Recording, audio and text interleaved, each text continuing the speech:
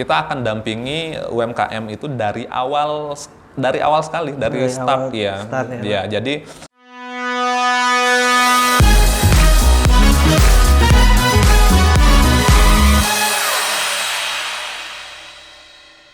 Selamat datang di podcast Gurindam, gudang informasi tentang obat dan makanan. Oke, selamat datang di podcast Gurindam. Saya Dimas. Di sini ada podcast pertama dari podcast Gurindam yang langsung didirect oleh teman-teman dari Lokapom di Kota Tanjung Pinang. Di episode pertama ini kita mau kenalan nih, apa sih Lokapom di Kota Tanjung Pinang ini, dan siapa pencetus dari podcast Gurindam ini, seperti itu. Jadi kita akan ngobrol-ngobrol terkait kantornya, terkait podcastnya, kedepannya seperti apa. Oke, kita langsung akan berbincang-bincang dengan narasumber kita yang sudah hadir sekarang ini, Pak Rai Gunawan. Tepuk tangan. Tepuk tangan. Semuanya tepuk tangan. Selamat datang Pak Rai. Selamat datang. Selamat datang lagi. Oke Pak Bos, gimana Pak Bos kabarnya? Baik ya, Mas Dimas. Oh enggak, kalau di Kepri, Mas itu diganti dengan Bang. Oh Bang ya, karena beda ya Pak ya? Beda Bang sama kakak ya. Iya, jadi Bang Dimas aja ya. Bang Dimas aja Pak, boleh. Serah Pak Kepala. Ikut aja sama Pak Kepala ini. Oke Pak, gimana hari-hari ini ngapain aja Pak?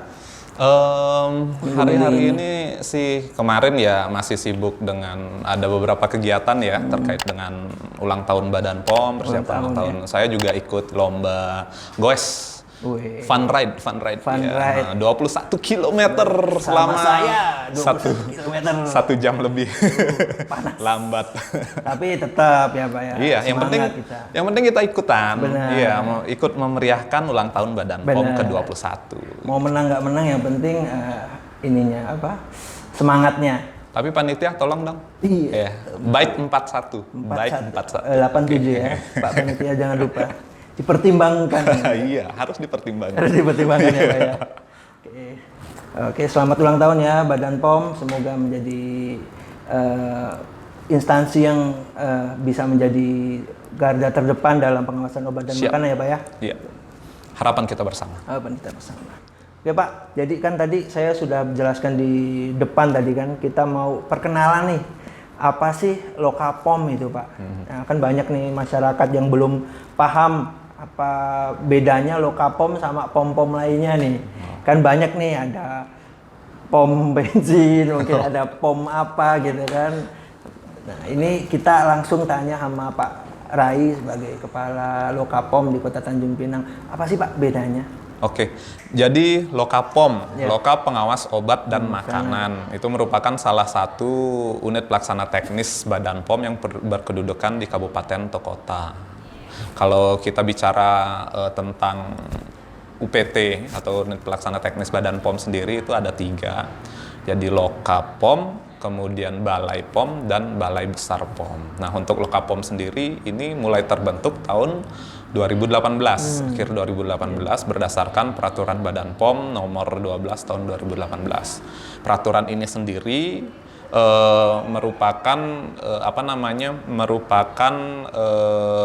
lanjutan dari keputusan Presiden nomor 80 tahun 2017 tentang Badan POM seperti itu. Jadi ini merupakan reaksi dari lanjutan dari Perpres itu. Perpres itu ya Pak ya.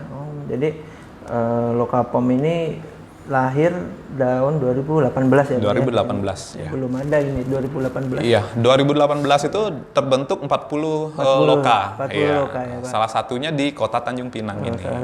Dalam perjalanannya baru tahun 2021 kemarin itu Lokapom di Tarakan itu berubah jadi Balai POM Tarakan. Jadi berkurang ya Pak ya? Iya, jadi sekarang posisi Lokapom itu ada 39. Jadi untuk untuk kegiatan itu ya sama saja sih, UPT Badan POM pada dasarnya ya kegiatannya sama. Jadi pengawasan. Antara balai itu balai besar, balai loka sama ya Pak ya? Iya, jadi core bisnisnya atau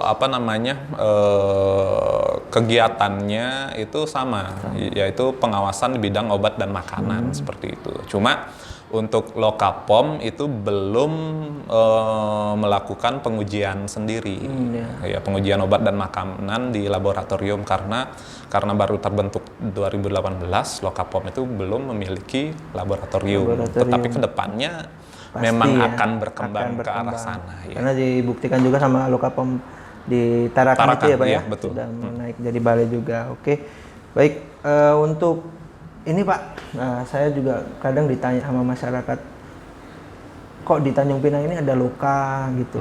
Terus tadi kan Bapak juga sudah jelaskan untuk apa, kabupaten kota ini banyak yang buka kantor Badan POM gitu kan. Nah khususnya di Kepri ini kan ada 2 kantor nih Pak sekarang. Ada kantor Balai POM di Batam sama kantor Lokapom di Kota Tanjung Pinang gitu. Kenapa sih Pak kok nggak cukup cuman Balai POM di Batam gitu? Kenapa harus ada Lokapom di Kota Tanjung Pinang gitu Pak? Nah ya ini menarik nih. Ya.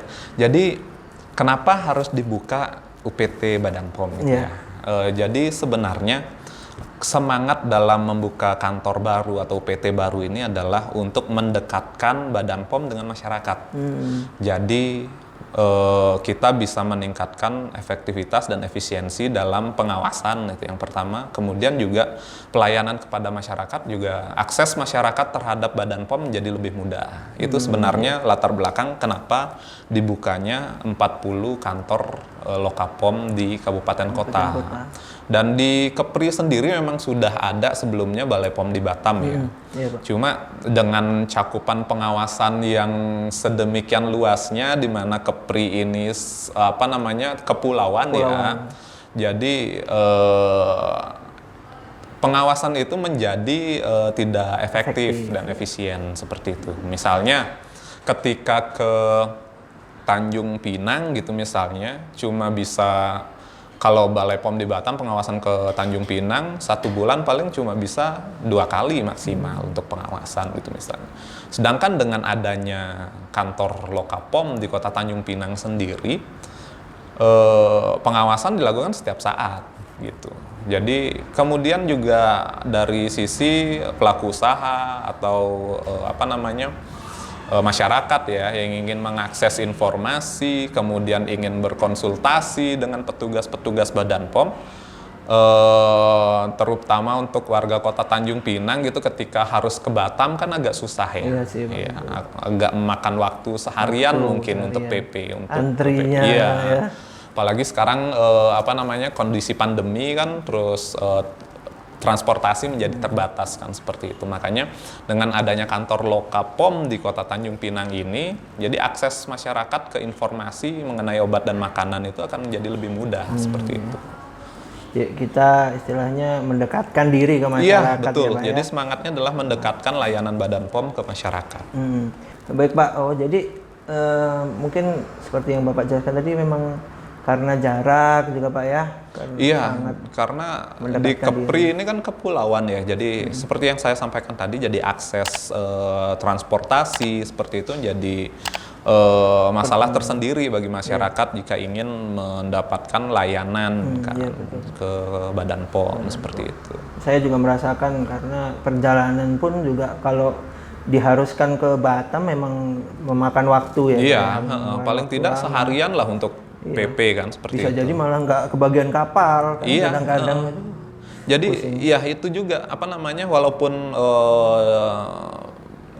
Lokapom ini ada di Kota Tanjung Pinang seperti itu, cuma karena satu daratan dengan Kabupaten Bintan ya, masyarakat Bintan juga menjadi lebih mudah aksesnya ya, lebih mudah aksesnya untuk mendapatkan informasi, konsultasi masyarakat maupun pemerintah Kabupaten Bintang. Ya, jadi banyak juga mungkin dari teman-teman UMKM sama pelaku usaha lah ya Pak. Iya, itu banyak ke Tanjung Pinang mungkin karena ya akses satu tadi. Karena itu salah satunya akses. Kalau satu daratan kan akan lebih dekat ke Tanjung Pinang daripada ke Batam. Walaupun belum jadi ini ya Pak ya. Iya, walaupun secara catchment area Bintan itu masih merupakan catchment area Balai POM di Batam. Tetapi tidak masalah sih. Menampung semua. Iya, jadi prinsipnya adalah semua pelanggan ya kita harus layani. Nanti kita akan misalnya yang konsultasi itu merupakan pelaku usaha atau pemerintah daerah dari Bintan, ya kita akan bantu komunikasikan ke Batam. Seperti itu saja sih. Baik. Oke. Kemudian ini Pak, tadi kan kita udah tanya-tanya nih soal kenapa kok harus ada loka nih di Tanjung Pinang. Nah, sekarang nih udah ada nih Pak kantornya di sini kan Pak. Iya. Nah, tadi Bapak juga sudah jelaskan sebagian kecil nih kayak pendaftaran, mungkin konsultasi ke kantor gitu kan. Apa sih Pak? Mungkin banyak yang nggak tahu fungsinya Lokapom ini, tugasnya apa aja gitu Pak? Iya. Dalam pelayanan. Jadi layanan Badan POM ya, terutama di Lokapom di Kota Tanjung Pinang ya, kegiatan-kegiatan lah ya. Kalau kegiatan Lokapom di Kota Tanjung Pinang itu ya core bisnisnya tetap pengawasan ya, pengawasan baik pre-market maupun post-market untuk produk obat maupun makanan ya. Obat ini kan ada obat, kemudian kosmetik, obat tradisional, kemudian juga ada suplemen kesehatan kan, kemudian juga makanan seperti itu, baik di pre-market maupun post-market. Pre-market itu sebelum diedarkan dan post-market setelah produk itu beredar seperti itu. Kemudian juga di samping pengawasan, kita juga melakukan pelayanan informasi ya, baik di berupa KIE, penyuluhan-penyuluhan, BIMTEK seperti itu, dan kita ada pendampingan juga untuk pelaku usaha yang ingin mendaftarkan produknya di Badan POM seperti itu. Secara umum kegiatan-kegiatan di Badan POM seperti itu. Jadi salah satunya juga membantu ini ya Pak, UMKM lokal ya Pak. Iya betul. Jadi UMKM kita di Badan POM sekarang ada kebijakan bahwa untuk UMKM lokal ya, UMKM pangan terutama ya, untuk UMKM pangan itu dia kita akan fasilitasi untuk uji produknya di laboratorium Badan POM dan itu gratis. Hasil ujinya bisa digunakan untuk proses pendaftaran seperti itu. Itu salah satu dukungan Badan POM terhadap pelaku usaha ya, terutama UMKM. Kemudian juga UMKM pada umumnya kita akan dampingi. Jadi jika ingin mendaftarkan produk ke Badan POM, kita akan dampingi UMKM itu dari awal sekali, dari start ya. Ya, jadi jika pelaku usaha ingin berkonsultasi mengenai denah, kemudian atau cara produksinya mereka sudah benar atau tidak, kemudian produk bahan-bahan yang digunakan sudah sesuai dengan peraturan atau tidak, itu dari awal sekali itu sudah bisa berkonsultasi dengan Badan POM seperti itu. Jadi jangan khawatir ya Pak ya, untuk tanya, konsultasi ataupun mau mendaftar nih UMKM lokal khususnya di Tanjung Pinang ya Pak ya, itu gratis gitu ya Pak ya. Gratis. Jadi saya pastikan bahwa layanan kami semuanya gratis ya. Kecuali ya memang PNBP untuk misalnya pendaftaran, proses pendaftaran itu ada PNBP-nya, itu langsung ke kas negara. Juga. Untuk konsultasi pendampingan itu saya jamin gratis. Ya, Pak. Dijamin gratis. Langsung sama Pak Kepala yang punya kantornya, langsung menjamin ini. Nah, selain itu Pak, kan tadi juga dijelaskan Pak tentang fungsi pengawasan pre dan post gitu. Nah, untuk yang pengawasan yang setelah diedarkan ini Pak, tadi apa saja sih Pak kegiatannya gitu Pak? Oh iya, jadi tadi yang pre ya, pre. Proses pendaftaran seperti itu. Kemudian yang post market seperti biasa kita melaksanakan pemeriksaan rutin ke sarana produksi maupun sarana distribusi ya. Baik itu obat maupun makanan. Kemudian di samping itu kita juga melaksanakan pengambilan contoh atau sampling untuk memastikan bahwa produk yang beredar di masyarakat itu masih memenuhi standar, masih memenuhi mutu yang sudah ditetapkan oleh produsen seperti itu. Kemudian juga di samping itu kita ada fungsi penindakan juga. Ya, jadi untuk kejahatan di bidang obat dan makanan itu juga kita ada bagian khususnya untuk untuk menangani permasalahan di bidang permasalahan hukum di bidang obat dan makanan. Salah satunya ya di fungsi penindakan itu tadi ya. Penindakan itu sendiri nanti kegiatannya ya ada patroli cyber, kemudian intelijen, cegah tangkal, seperti itu juga ada. Jadi masyarakat juga jika mempunyai informasi tentang adanya dugaan tindak pidana di bidang obat dan makanan, itu bisa dilaporkan ke kami. Kami jamin identitas dari pelapor itu kami rahasiakan. Kemudian juga jika ada link situs-situs yang diduga menjual atau mengedarkan produk obat dan makanan yang ilegal, yang substandar, seperti itu juga bisa dilaporkan ke kami, dilaporkan ke Lokapom di Kota Tanjung Pinang. Nanti tim patroli cyber kami yang akan menindaklanjuti seperti itu. Jangan khawatir, semua laporan, semua aduan pasti dirahasiakan identitas pelapornya, kemudian akan kami tindak lanjuti. Dan dari tindak lanjut itu sendiri akan kami sampaikan ke pelapor. Jadi pelapor itu dapat update feedback feedback sudah sampai mana nih laporan saya, seperti itu. Sangat informatif sekali tadi, karena sekarang itu menurut saya mungkin peredaran makanan, kosmetik, obat-obatan itu kan sekarang semakin canggih Pak ya. Karena sudah banyak marketplace yang menyediakan tempat untuk berjualan seperti itu kan. Jadi untuk pengawasannya, jadi kita pun juga lebih berkembang gitu istilahnya Pak ya. Iya, jadi perluas. Sistem pengawasan BPOM ya harus mengikuti perkembangan zaman. Di mana dulu misalnya pengawasan hanya bersifat konvensional, cuma datang ke sarana seperti itu kan, periksa-periksa, kemudian membuat berita acara. Sekarang lebih variatif lagi. Misalnya katakanlah sampling gitu. Dulu sampling harus belanja misalnya ke toko fisik belanja seperti itu. Sekarang kita juga melakukan sampling secara online. Ya, jadi mana produk-produk yang dijual di marketplace, ya kita sampling apakah yang dijual itu mutunya sama nggak, bagus nggak dengan yang dipersyaratkan gitu misalnya. Kemudian juga pengawasan iklan seperti itu juga kita lebih banyak juga online sekarang karena mengikuti perkembangan zaman itu lagi.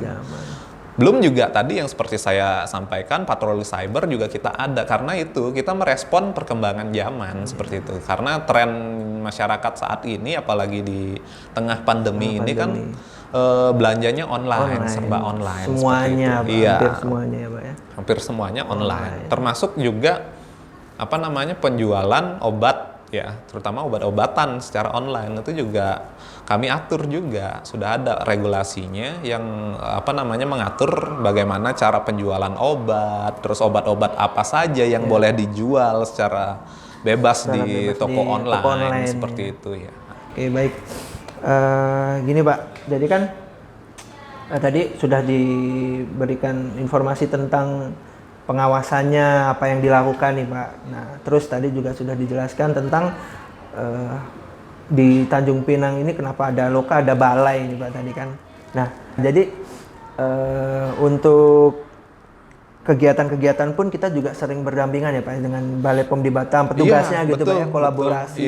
Seperti kemarin mungkin ada food seperti itu ya Pak. Contohnya. Jadi kan banyak ya kegiatan-kegiatan yang memang kita harus berkolaborasi ya, karena kalau kita jalan sendiri loka dengan kekuatan yang cuma 21-22 orang ya nggak cukup juga seperti itu kan. Apalagi sebagian besar pegawai di Lokapom di Kota Tanjung Pinang ini masih muda ya, jadi baru bergabung di Badan POM. Tentu saja pengalaman dari petugas-petugas Balai POM di Batam itu diperlukan, sharing knowledge lah, kita saling membagi informasi, pengalaman seperti itu. Jadi terutama untuk kegiatan-kegiatan yang skalanya memang skala besar, misalnya penindakan seperti itu, karena di Lokapom di Kota Tanjung Pinang belum ada penyidik gitu misalnya kan, masih di backup oleh Balai POM di Batam. Kemudian juga kegiatan-kegiatan yang bersifat nasional seperti ada kunjungan RI1,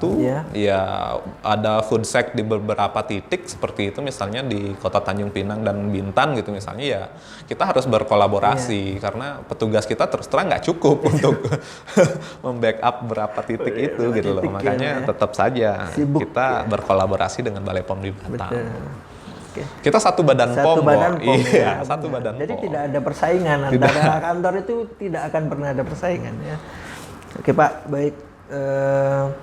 Untuk visi misinya sendiri nih Pak, visi misi Lokapom ini sejalan gitu kan dengan, pastinya sejalan dengan Badan POM secara keseluruhan ya Pak ya. Iya. Oke, baik. Untuk budaya organisasinya ya Pak, seperti apa gitu Pak di BPOM secara khususnya Pak? Iya, jadi budaya organisasi Badan POM yang ada ya. Jadi Lokapom di Kota Tanjung Pinang itu ya masih menginduk baik visi, misi, dan budaya organisasi Badan POM seperti itu. Dan budaya organisasi Badan POM itu disingkat menjadi pikir. Ya, budaya pikir ya. PI, double K, I, dan R. Ya. P yang pertama adalah profesional. Profesional. Ya. Kemudian I adalah integritas. Integritas. Kemudian K K. kredibilitas. K yang kedua adalah kerja sama tim. Kemudian I inovatif, dan yang R terakhir responsif atau cepat tanggap. Ya, diharapkan budaya ini ya bisa diimplementasikan oleh seluruh warga Badan POM seperti itu untuk melayani masyarakat. Ya. Dari yang disebutkan Pak Rai itu memang sifat-sifat yang baik ya Pak yang harus diserap oleh semua pegawai BPOM ya Pak ya, untuk melaksanakan kegiatan baik di lapangan ataupun di kantor itu secara baik. Betul. Ya. Jadi kalau kita menerapkan 6-6-nya itu, kita bisa menjalankannya sesuai dengan apa yang diamanahkan ya Pak ya? Iya, jadi tentu saja budaya organisasi ini harus kita internalisasi ya ke dalam diri kita masing-masing, keluarga besar Badan POM, agar ya visi misi Badan POM bisa tercapai seperti itu. Ya, baik. Oke lanjut Pak, tadi kan kita udah bahas-bahas tentang yang agak serius ya Pak ya. Nah ini ada titipan nih Pak tadi, ada titipan. Saya nggak menerima gratifikasi. Bukan Pak, bukan gratifikasi, ini titipan dari Mas yang itu. Mas yang itu mungkin ya. Jadi pertanyaan-pertanyaan yang sering ditanyakan di masyarakat gitu Pak. Kadang-kadang kan karena mungkin mereka tidak tahu gitu, masih agak-agak asing gitu Pak dengan Lokapom gitu kan. Apalagi jangankan Lokapom gitu. Kadang-kadang BPOM aja orang masyarakat ini kadang masih belum banyak yang ngerti gitu Pak ya. Nah, ini saya dapat titipan pertanyaan, apa sih Pak bedanya LPPOM sama Lokapom? LPPOM itu kan kadang-kadang masyarakat tahunya LPPOM itu Lokapom gitu. Beda kan pastinya kan ya Pak ya. Jadi ada klarifikasi mungkin dari Bapak gitu biar nggak ditanya-tanya terus gitu sama masyarakat. Oke. Bang Dimas langsung jawab Bang. Bapak saja. Loh, Bang Dimas berarti nggak tahu nih. Oh saya tahu, cuman oke. kan lebih itu Bapak. Oh iya, host ya sekarang ya. Saya, Bang. Jadi gini ya, apa namanya? Ya berbeda sih, jauh banget malah. Jelas berbeda. Jadi Lokapom itu UPT Badan POM yang ditempatkan di daerah seperti itu. Salah satu UPT Badan POM. Kemudian kalau LPPOM itu sebenarnya ya merupakan lembaga ya, satu lembaga yang punyanya MUI. Iya. Itu kalau dulu lembaga ini yang mengeluarkan sertifikasi halal ya. Itu aja sudah berbeda. Walaupun sih memang objek pengawasannya bisa sama ya. Terutama mungkin untuk pangan dan obat ya, yang mencantumkan logo halal di kemasan. Cuma ya core bisnis kita ya memang benar-benar berbeda. Sekarang pun untuk sertifikasi halal sudah tidak di LPPOM lagi sih. Sekarang sertifikasi halal itu sudah di Kementerian Agama. Jadi memang beda. Jadi bisa disamain. Satu lembaga yang dulunya untuk sertifikasi halal, sedangkan Lokapom itu, Loka Pengawas Obat dan Makanan itu ya untuk pengawasan terkait dengan obat dan makanan seperti itu. Jadi kalau yang belum tahu tadi kan sudah dijelaskan gitu ya Pak ya. Jadi jangan salah gitu, jangan salah kantor gitu ya Pak ya istilahnya.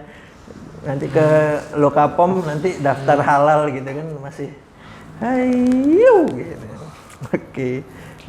Kemudian nih ada titipan lagi nih Pak dari Hisyam _ Tanjung Pinang ini. Untuk pangan-pangan yang kita awasi nih Pak. Tadi kan kita ngawasin makanan juga Pak ya. Iya. Nah, ini dari Mas Hisyam _ Tanjung Pinang ini kan di ULPK nih Pak. Jadi kadang menemui masyarakat yang melakukan pengaduan. Pengaduannya ini macam-macam.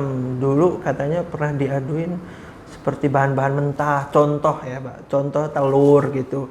Ini Mas telur palsu. Telur gitu. palsu. Terus iya. suruh membuktikan ini telur palsu apa enggak gitu kan Pak. Yang kan ya kami kan agak-agak kaget juga sebenarnya ya. Daging berformalin. Gitu kan agak kaget gitu Pak ya. Iya. Selama kami melakukan diklat ini kan nggak ada ilmunya itu kan Pak ya, untuk mengetes formalin di daging sama telur ini kan Pak. Jadi apa sih Pak yang sebenarnya diawasi sama Badan POM aja gitu Pak? Untuk pangan mungkin khususnya ya, karena klaster yang masih abu-abu itu biasanya pangan ya. Kalau untuk obat ya baik itu obat, kemudian kosmetik, obat tradisional, kemudian suplemen kesehatan mungkin sudah jelas ya. Yang banyak masih bingung itu tentang pangan. Pangan itu abu-abu. Kalau kita di Badan POM pengawasannya adalah pangan-pangan olahan. Dan pangan olahan itu pun menurut Undang-Undang Nomor 18 Tahun 2012 tentang pangan, itu pangan yang wajib didaftarkan atau pangan yang wajib memiliki izin edar itu adalah pangan-pangan yang masa simpannya adalah lebih dari 7 hari. Jadi pangan-pangan yang kurang dari 7 hari masa simpannya atau masa kadaluarsanya itu tidak wajib didaftarkan. Yang wajib didaftarkan sekarang ada yang lebih dari 7 hari kan, itu bisa didaftarkan di pemerintah daerah melalui Dinas Kesehatan dan ada yang di Badan POM seperti itu. Kembali lagi, untuk yang didaftarkan di pemerintah daerah melalui Dinas Kesehatan itu juga terbatas itemnya seperti itu. Jadi ada pangan-pangan yang boleh didaftarkan PIRT kalau di pemerintah daerah, mana pangan-pangan yang wajib didaftarkan di Badan POM seperti itu ya. Jadi untuk produk-produk segar ya, produk-produk hasil pertanian, kemudian produk-produk hasil peternakan dan perikanan yang masih segar itu sebenarnya bukan ranahnya Badan POM. Tapi kembali lagi, kita melakukan pelayanan kan, kita tidak bisa menolak konsumen. Jadi tetap akan kita layani. Kemudian jika memang dari hasil konsultasi atau aduan itu berupa produk-produk yang bukan ranahnya Badan POM, bukan ranah pengawasan Badan POM, itu kami bisa rujuk. Ya, kami bisa rujuk ke instansi-instansi yang pengampunya, yang berwenang seperti itu. Jangan khawatir untuk tidak dilayani. Dan juga kami pun mengharapkan kepada masyarakat gitu ikut mengawasi juga Pak ya. Betul. Jadi kita kalau ingin mewujudkan obat dan makanan yang aman ya bagi masyarakat, itu tidak bisa Badan POM sendiri. Itu tidak bisa. Kita harus berkolaborasi baik dengan pelaku usaha, kemudian masyarakat juga. Jadi kalau kita berbicara tentang sistem pengawasan obat dan makanan itu terdiri dari 3 spektrum. Spektrum yang pertama adalah pelaku usaha. Kemudian yang kedua adalah pemerintah. Dan yang ketiga adalah masyarakat itu sendiri. Jadi yang pertama, kewajiban dari pelaku usaha, bagaimana pelaku usaha itu bisa memastikan produk-produk yang diproduksi itu sesuai dengan standar yang sudah ada. Kemudian juga pelaku usaha juga harus tetap aware dengan peraturan-peraturan yang berlaku seperti itu. Kemudian ada spektrum yang kedua itu pemerintah. Pemerintah ini ya yang meregulasi kan, yang melakukan pengawasan. Khusus untuk obat dan makanan memang diamanahkan oleh undang-undang itu ke Badan POM seperti itu. Dan masyarakat sendiri, masyarakat ini memegang peranan yang vital bagi saya seperti itu karena bagaimana masyarakat ini harus terinformasi, harus teredukasi, harus punya pengetahuan yang cukup tentang produk obat dan makanan, sehingga nantinya masyarakat ini dapat melindungi diri sendiri dari produk obat dan makanan yang tidak memenuhi persyaratan, ketentuan yang substandar seperti itu, ilegal. Jadi memang harus saling bahu membahu. Makanya contoh kecil dari peran serta masyarakat ya dengan melakukan laporan ketika menemukan indikasi seperti itu. Dan bukan hanya terkait yang tidak ada izin edar, tapi juga kadang-kadang ada bahan-bahan yang berbahaya. Bahan berbahaya, gitu ya termasuk.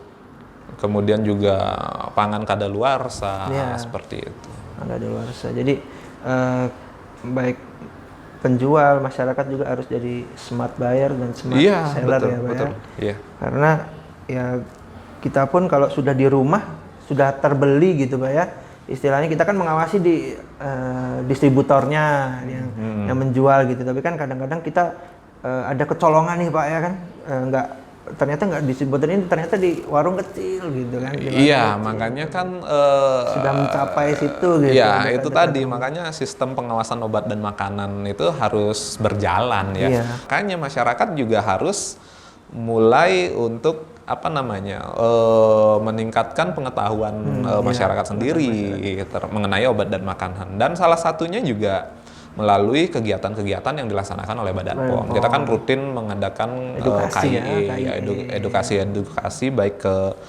pemerintah daerah, pelaku usaha maupun ke masyarakat sendiri seperti itu. Tujuannya itu agar masyarakat bisa melindungi dirinya sendiri dari produk obat dan makanan yang berisiko terhadap kesehatannya. Salah satunya podcast ini. Podcast ini saya kenalkan dulu ya. Ini podcast Gurindam. Apa tuh Pak podcast Gurindam ini kan? Kan dari tadi lewat-lewat nih kan. Ini mana? Lewat lagi. Belum ya. Lama. Ini.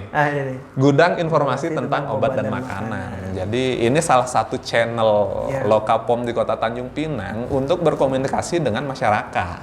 Jadi melalui video ini diharapkan nantinya melalui channel podcast ini dan YouTube ini diharapkan nantinya kita bisa men-share nih informasi-informasi sebanyak-banyaknya mengenai obat makanan, sehingga yang melihat video ini, yang menonton video ini jadi teredukasi. Kenapa harus podcast? Ya kami pasar. Iya. Karena ya seperti itu tadi, tren masyarakat makin ke sini kan beralih ke digital semuanya kan. Jadi akan lebih mudah mencapai menjangkau banyak orang melalui siaran digital daripada dengan KIE secara langsung ke masyarakat seperti itu. Makanya ini salah satu inovasi-inovasi dari teman-teman di Lokapom Kota Tanjung Pinang sih. Teman-teman di Lokapom. Mantap.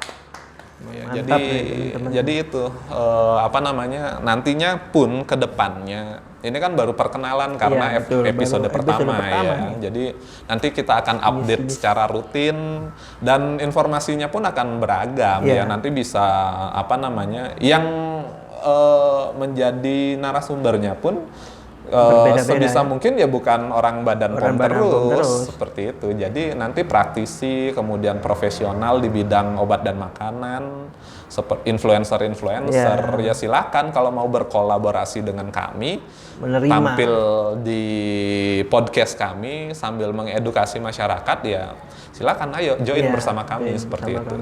Influencer mau collab nih nanti hubungin di deskripsi ya Pak, nanti kita cantumkan, jangan ragu gitu Pak ya untuk istilahnya ya, kalau cuman kadang-kadang kan kita lihat banyak di media sosial itu kan memang banyak MUA, terus banyak yang masak-masak gitu Pak ya, pakai produk-produk pangan olahan, kosmetik, terus dokter-dokter seperti itu kan menyarankan obat-obat gitu kan Pak. Nah kita kan bisa setidaknya kalau mau kolaborasi dengan kita kan tidak hanya untuk hiburan gitu, sebagai media edukasi gitu kan, memberikan kita edukasi. Sih lebih kita open ya terhadap semua praktisi seperti praktisi profesional ya. Jika semangat kita sama ingin mengedukasi masyarakat, ayo collab dengan kita gitu loh. yang penting masih sejalan gitu Iya, Pak ya. betul. Dengan Yang penting semangat visinya kita ya podcast memang untuk mengedukasi masyarakat, khususnya bidang obat dan makanan. Tapi dengan balutan yang lebih modern Lah, lebih fresh gitu ya Pak ya. Oke Pak, baik. Tadi kan juga sudah dijelaskan tentang objek-objeknya yang diawasi juga Pak nih. Untuk kedepannya nih Pak, di tahun 2022 gitu Pak, apa harapan Bapak untuk kantor Lokapom di Kota Tanjung Pinang? Saya di Lokapom di Kota Tanjung Pinang baru mulai sekitar bulan Maret atau April ya. Jadi belum genap 1 tahun ya. Betul. Belum genap 1 tahun ya, harapannya di tahun 2022 ini karena sudah menjadi satker mandiri, sudah mengelola keuangan sendiri, kemudian juga tantangan obat dan tantangan permasalahan obat dan makanan terutama terkait dengan pandemi ini itu agar bisa menjadi fokus kita lah ke depannya supaya kita bisa berbuat lebih banyak untuk masyarakat khususnya di Kota Tanjung Pinang seperti itu. Walaupun di Kota Tanjung Pinang tapi bermanfaat untuk seluruh. Jadi kita mulai dari Kota Tanjung Pinang dulu. Jadi makanya kita tidak bisa jalan itu sendiri ya. Kita selalu berkomunikasi dengan pemerintah Kota Tanjung Pinang, dengan organisasi profesi seperti itu. Ya tujuannya yaitu bagaimana kita dapat berbuat lebih banyak untuk masyarakat seperti itu.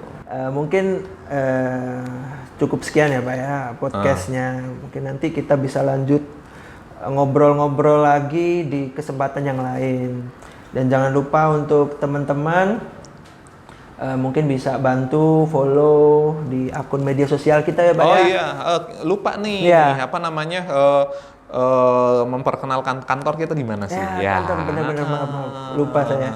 Nah, ini kan tadi udah ngobrol jauh sekali kan Pak ya. Panjang lebar tapi belum tahu nih kantornya itu di mana sih Pak? Iya. Kantor Lokapom di Kota Tanjung Pinang itu ada di Batu 7 ya, Jalan DI Panjaitan nomor 10 sampai 11 Kota Tanjung Pinang. Lebih tepatnya kalau mau gampang carinya itu cari aja di depannya kantor camat Tanjung Pinang Timur. Untuk channel ya, selain jika ingin berkonsultasi tapi males ke kantor ya, gitu. Mager gitu kan, apalagi pandemi gitu kan. Silakan manfaatkan channel-channel online yang kita miliki, baik telepon, kemudian ada WhatsApp, kemudian ada sosial media juga. Nanti diisi di deskripsi ya. Di bawah sini. Di bawah sini harus ada. Mas editor tolong abang editor ya, tolong di bawah sini. Jangan menangis. Jadi jangan khawatir, semua korespondensi melalui telepon, WhatsApp, email, kemudian sosial media akan kita respon. Jangan khawatir tidak direspon ya. Nggak akan di-ghosting. Nanti jika di-ghosting bisa lapor ke saya biar saya yang ghosting. Orang yang tidak. Pegawainya kena hukuman yang dilaporkan. Oke baik, cukup ya Pak ya untuk podcast di episode pertama ini, podcast Gurindam episode pertama. Terima kasih sekali untuk Bapak Rai sama-sama Bang Dimas bersedia hadir untuk mengisi acara podcast Gurindam. Jangan lupa ditunggu episode selanjutnya ya Pak ya. Dan jangan lupa untuk subscribe dan bunyikan lonceng biar notifikasinya itu selalu update gitu. Dan jangan lupa juga untuk share ke grup-grup keluarga, mungkin di WhatsApp ataupun ke teman-teman, mungkin adik-adik yang sekolah ini bisa share-share ke teman-temannya di sekolahan biar kita bisa memberikan edukasinya ke semua kalangan ya Pak ya. Oke, terima kasih sekali sudah menonton. Saya Dimas Aryo Kuncoro pamit. Sampai jumpa di podcast Gurindam episode 2. Podcast Gurindam, gudang informasi tentang obat dan makanan. Dadah.